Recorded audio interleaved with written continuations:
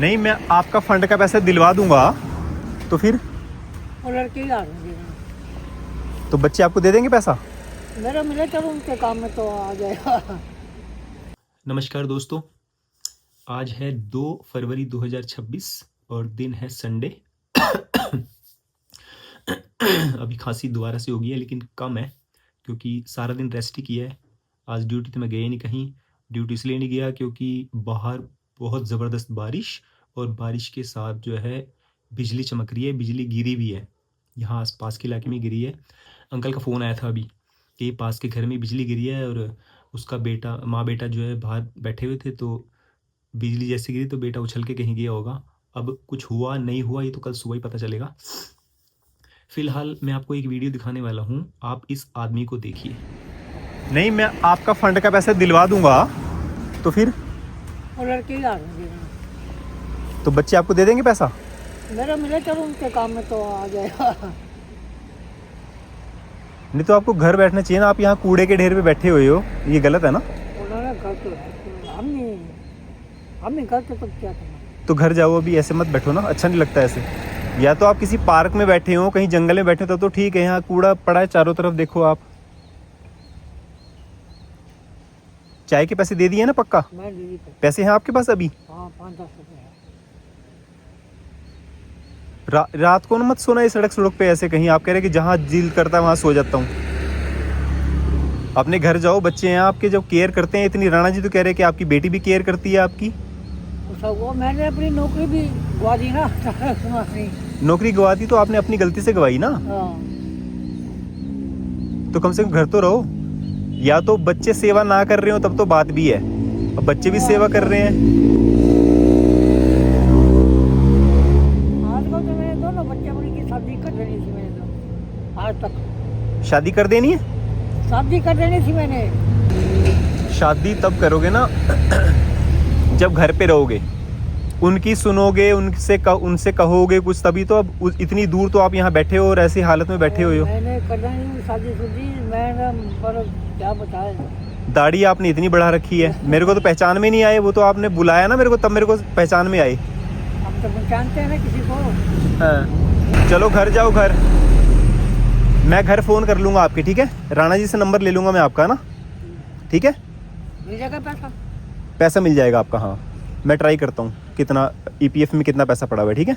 मैंने आजकल हैं? एक भी पैसा नहीं मैंने निकाला आज तक। वो फंड वाला पैसा थोड़ा निकाल सकते हो, वो तो आप ही निकाल सकते हो ना जब मैं अप्लाई करूँगा तो, ठीक है? इस आदमी को देख लिया, ये मेरा जानकार है और हमारी टी फैक्ट्री में वहाँ काम करता था।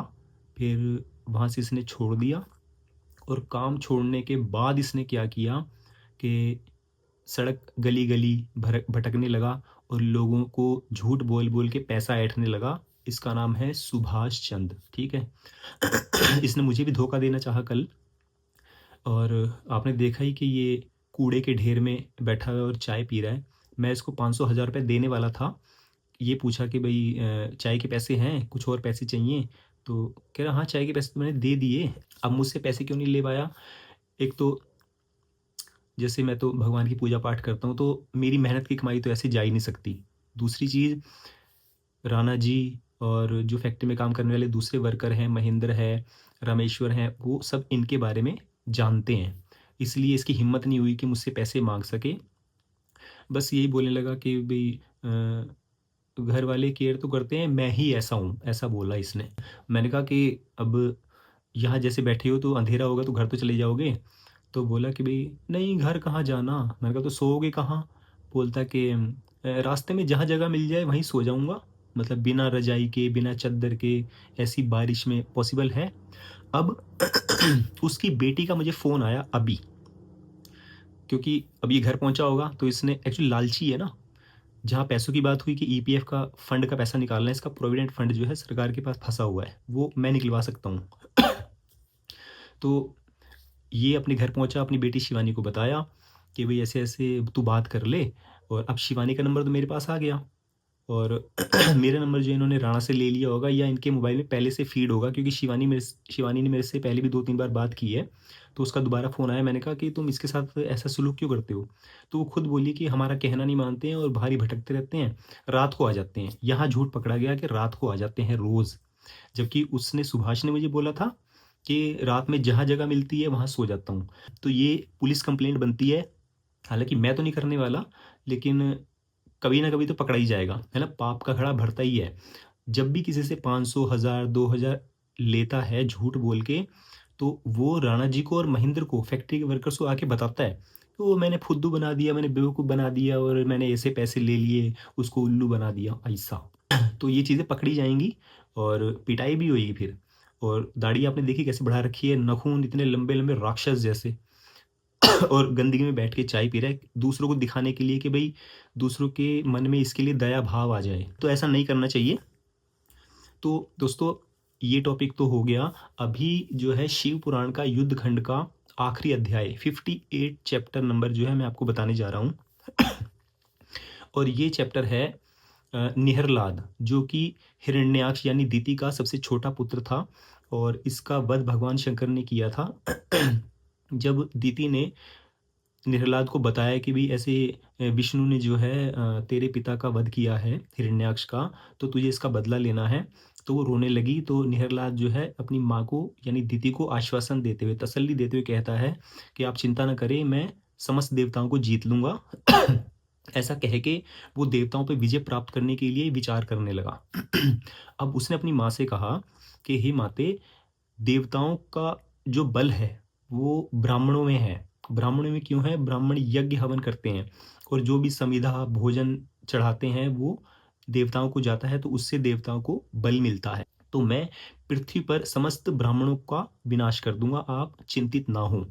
अब ऐसा कह के वो दिन में तो तपस्या करता था ऋषि मुनियों के बीच में बैठ के, और जैसे ही सूर्य अस्त होता था, रात होती थी, तो बाघ का रूप धारण करके ब्राह्मणों को खाना शुरू कर दिया। अब ब्राह्मणों का वध करते करते, उनको खाते खाते वो काशी में पहुंचा। काशी में ही एक भक्त जो है शिवलिंग के सामने बैठकर पूजा आराधना कर रहा था, ध्यान मुद्रा में बैठा था। उसको नहीं पता था कि आगे पीछे क्या हो रहा है, लेकिन भगवान शंकर सब कुछ देख रहे थे। जैसे ही अ, निहरलाद जो है उस भक्त को खाने के लिए आगे बढ़ा, पहले जैसे ही वो उसको खाने लगा था, तो भगवान शिव जो है उसी शिवलिंग में से प्रकट हुए थे। और जैसे ही वो प्रकट हुए, तो निहरलाद ने जो है अपना आकार इतना बढ़ा लिया था कि पर्वत से भी बड़ा, है ना? तब जाके उसका वध हुआ था। निहरलाद की यही कहानी है कि जिसने जन्म लिया है उसने तो मरना ही है, और अधर्मी लोग तो खैर क्या ही बचेंगे।